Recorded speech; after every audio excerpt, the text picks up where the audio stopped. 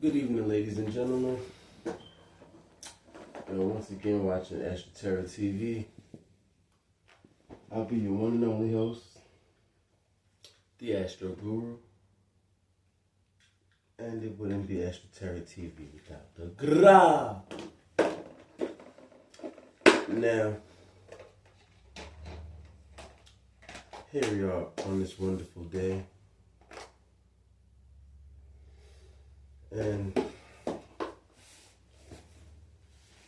I feel like I want to get back to, bringing up some wonderful topics and things.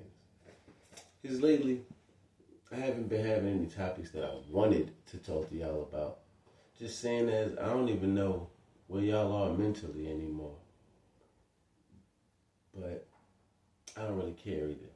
And that's when it dawned on me. I should probably tell y'all why whole beings don't become vulnerable. Now, and if they do, it's choice. It's a choice. Solely a choice. And which is probably a lesson in that. But when it comes to a person who is whole, meaning they are self-reliant, right? So they're not codependent. They're not going to be in your face every 10 seconds. They're not going, let's just say, their life can go on without you, right? Now, to most people, they feel as if that's just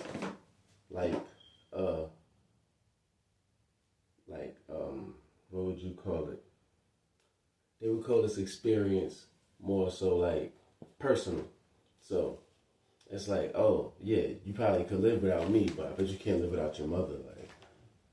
And that is what I would call a rational argument, because to our knowledge or from our own experiences, majority rules. So if you see that most of the people in the world, in the natural world, have a biological mother that loves them, you would think that the child wouldn't be able to see a life without its biological mother. So, therefore, you would think that all human beings love their mothers, right? Which is, of course, we're not going to say is the case, because we always have a spectrum. So that would force you to say, okay, if it's not 100% of the world loves their mother, then 90%, right? And then you'd have to include just people who just say that they love their mother because they feel like that's what they're supposed to say, stuff like that. So it'll probably go down to 87%. So to be 87% of the world loves their mom, right? This is not statistically correct. But love and vulnerability do not directly correlate. So you can love someone without becoming vulnerable around them. And you can also become vulnerable around someone. Not often does being vulnerable around somebody bring a love, but it's not a never. It does happen. It's not very often, but it happens. Sometimes being vulnerable can bring about a genuine love situation, depending on who you're being vulnerable with. Now, this is why we are speaking on why whole beings do not become vulnerable. All right, so let's dive into it. Now, as we've already said, a whole being is one who is beginning, middle, end. This person is self-reliant. This person has learned to love themselves. They've learned empathy, sympathy. They're pretty much in perfect alignment. They're not a person that's just super peaceful, but they're not just all about war. If you start a war with them, I'm pretty sure they'll fight back. But if you open your arms and give them a hug, I'm pretty sure they'll do that as well. These are the people we're talking about. These are whole beings. Now, in order to become a whole being, you have to have gone through many levels of spiritual growth. So, you've had to, basically, in order to become a whole being, you would have had to endure loving situations, hateful situations. You would have to have been, genuinely loved. You'd have to have been betrayed and backstabbed.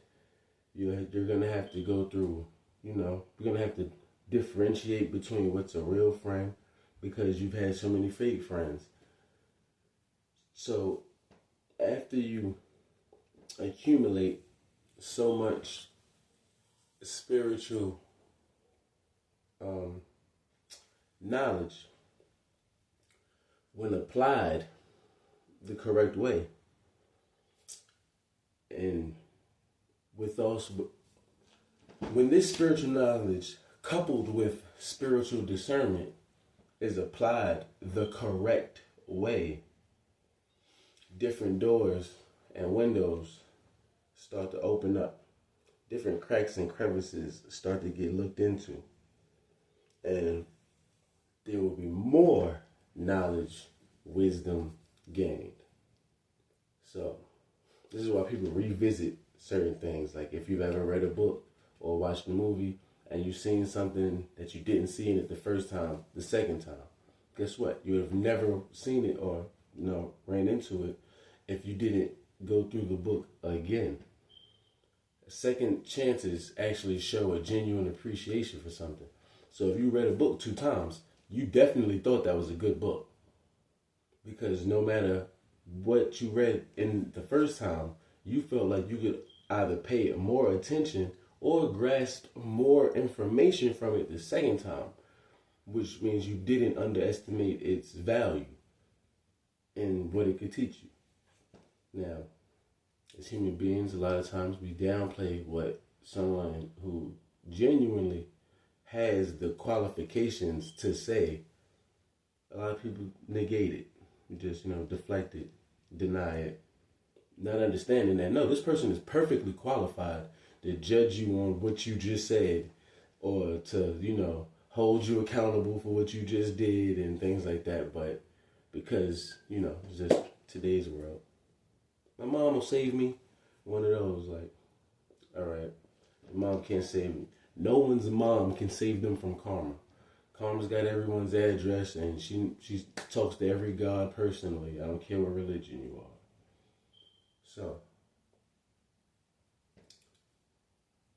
when you're a whole being, and once again, we're not going to say you don't need, because we've already come to the conclusion that people need people, right? So, well, nobody needs nobody, however you like to take it. But when you're not codependent, meaning you can do for yourself, you're competent, you can function, you can process, you can compute, like, you know how to do this. You can develop a routine, like, you can establish, like some type of business about yourself. Like, these people, the ones that make the world go around. So, yeah, some of them anyway. But once you are a whole being, you do not care who comes or goes out of your life, in and or out. Now, that does not change the fact that you care about people. It doesn't change the fact that you do love certain people.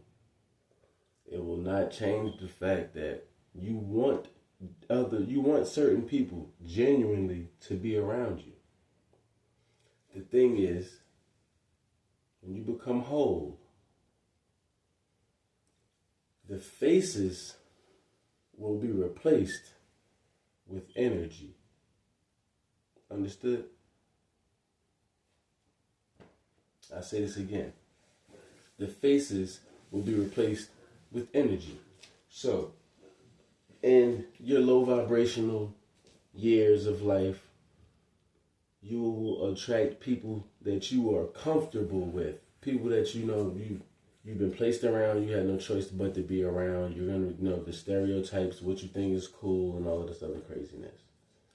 So, that's going to bring about a person. It's going to, you're going to develop yourself into a person. Biology, sociology, psychology. You're going to turn yourself, through your ancestry and your parents and your lineage and how you absorb information, whether it be through audio or through video. Like, you're going to establish yourself as a young person, as a young child with personality, and you're going to grow up liking certain things, and you're going to gravitate towards those certain things. Now, if you choose not to, you don't have to grow. You can stay there because growing up is optional.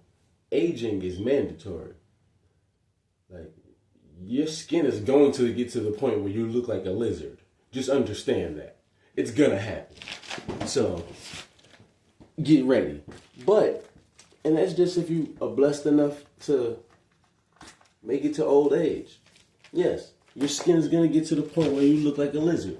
And you either gotta, Botox or something, or something, get your little tighten up, little facelift or whatever, little neck joint, I don't know, rhinoplasty.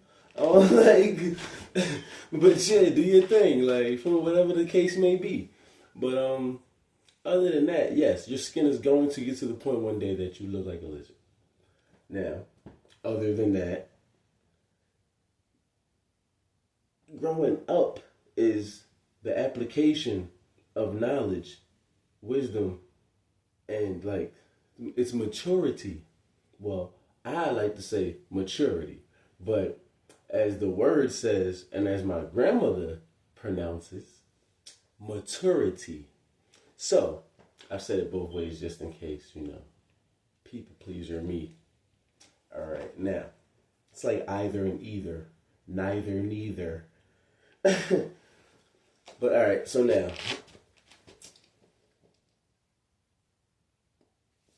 a whole being has already, and this is what the thing about being whole. The thing about being whole is, let me not say because then it's I make it personal. Whole beings have already come to terms with past, present, and future. That's how they become whole beings. So, they're already fine with, although it sounds very heinous, this is spiritually the case. A whole being, if they see you tomorrow and they love you and like you, they're going to welcome you with open arms. They may not be the most affectionate being on the planet, but they will definitely have a genuine and authentic love about them. A welcoming warmth about them for you because they genuinely love and like you. It doesn't matter if you get on their nerves. It doesn't matter if you annoy them, things like that. Okay? They see past that and they still love you. Just as well as if they never see you again, it really won't mean a hill of beans. Only because they do not control the universe, and this is something that they know. So, should something, God forbid, happen to you, of course, nobody wants that. That's why I say God forbid. So, it's we don't want that. But, we also don't know what God has in store for you. So, or what man may have lined up for you. But these things are, well, no, man's plans can be thwarted. God's can only be postponed. Like, you can only postpone God's plan. And that's if he even allows that.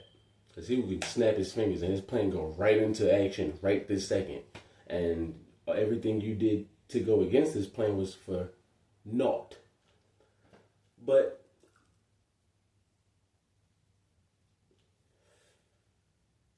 I digress.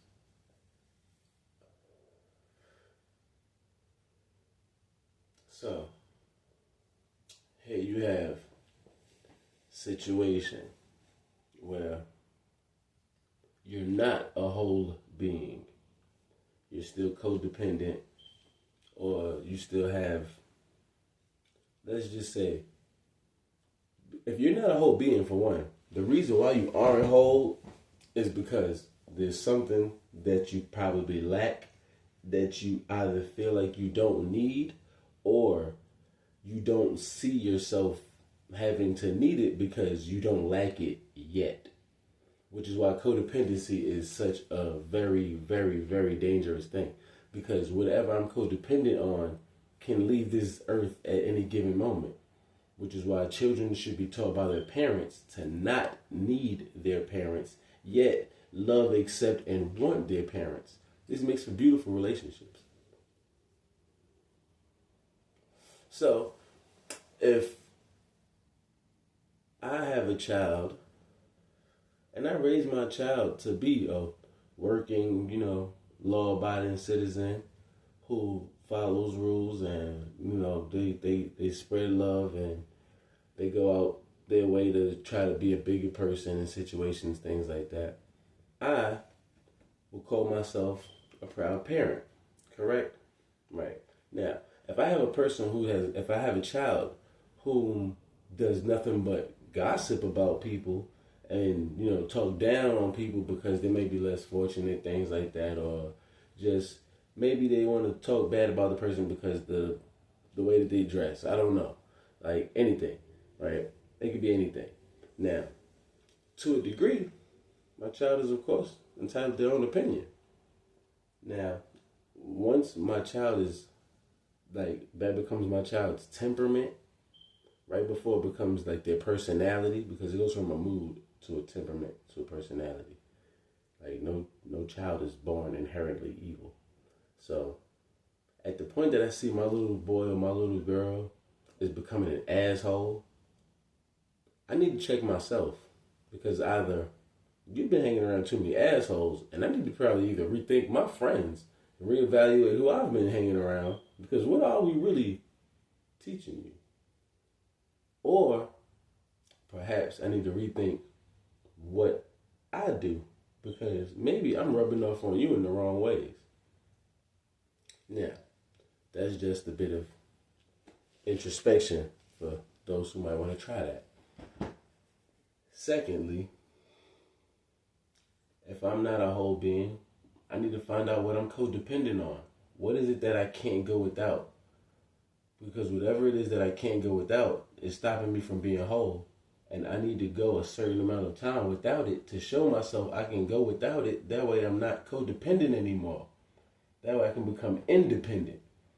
And from independent, I can find interdependency. Understood? Now,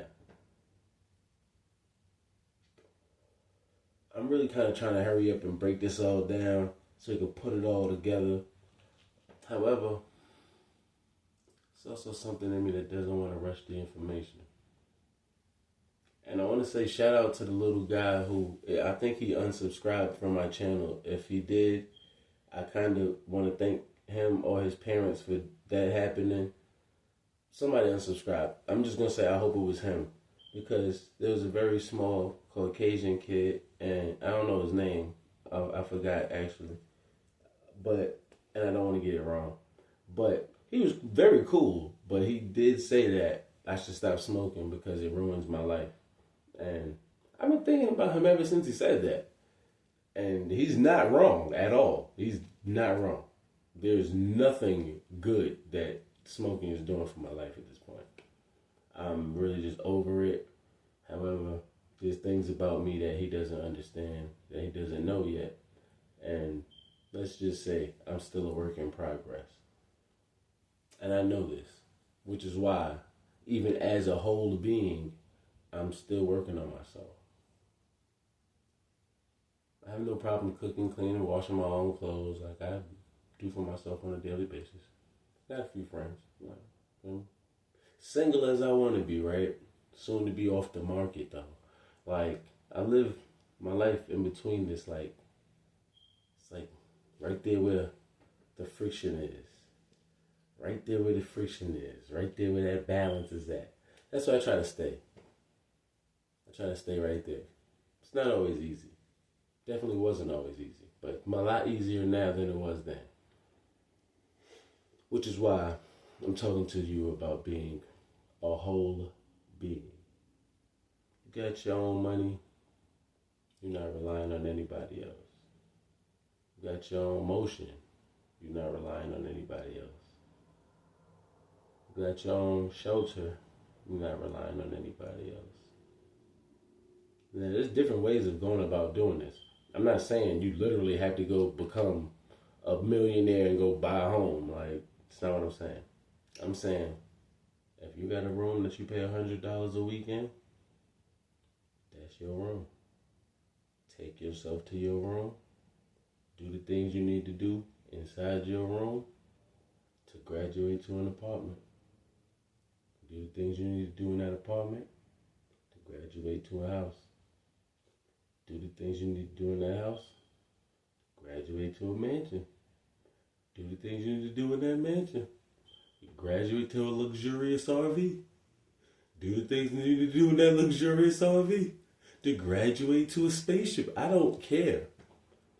The number one word that I said consistently, graduate.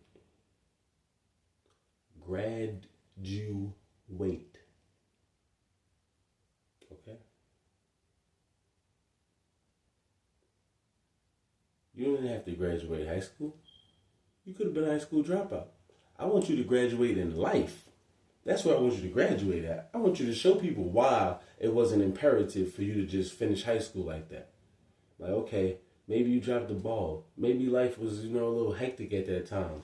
Maybe you didn't fully have life by the horns. But however, here you are now, 32, 35, 46, 53, 61, where you have it now. And you trust yourself to make decisions. If not for the better of everyone around you, then at least for the better of yourself. And make a vow to not be codependent on anyone or anything. I'm not telling you don't have fun. I'm not saying you can't take a few shots.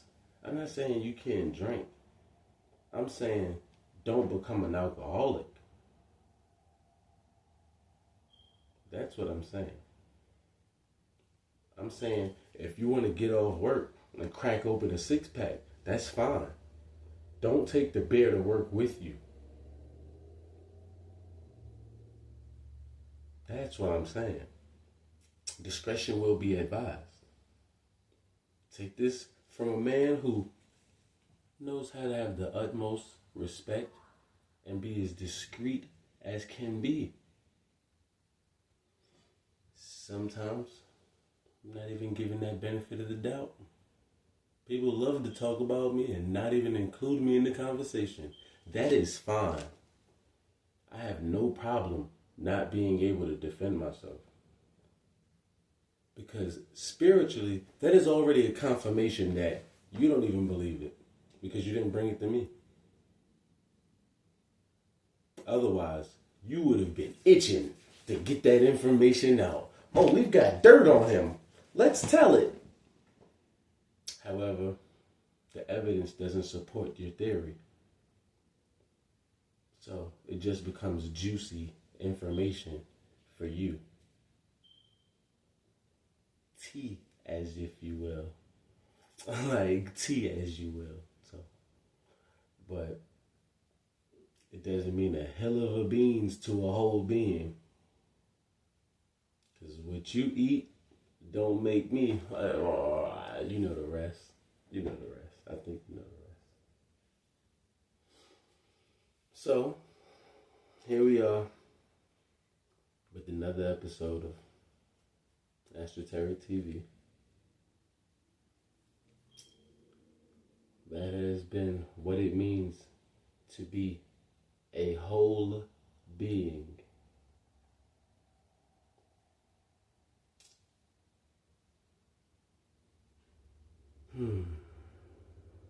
A lot of people won't become whole beings. And I'm not even, I don't, I do believe that this is the journey you should take on, but it's not for everyone to take on the journey of being a whole being. Like, there is still a thing called unity and, groups and teams and things like that, in which certain systems only can work within that forget what the word is, but you kind of see where I'm going with this. But within that dynamic, that's what I meant. Okay, yeah, only certain systems and teams can only work within that dynamic. But yeah, for a whole being, they can enter any system or any dynamic and either enhance the system or optimize the system. So they can either, add on to the system, like, hey, look, I'm so good at this that, y'all can work on something else.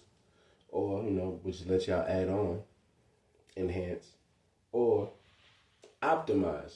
Meaning, because this person is so whole and this person works so well within the system, we can do away with other stuff because it's like we needed more things to take up for, them. So, yeah. It's like if one person can't do the job and they had to take off, but now you need two people to do the job. Why? Because these two people aren't as good as that one. Like, it happens. It happens. Like, it happens. Just understand it happens. So, with that being said, once again, I'm going to go find something safe to do.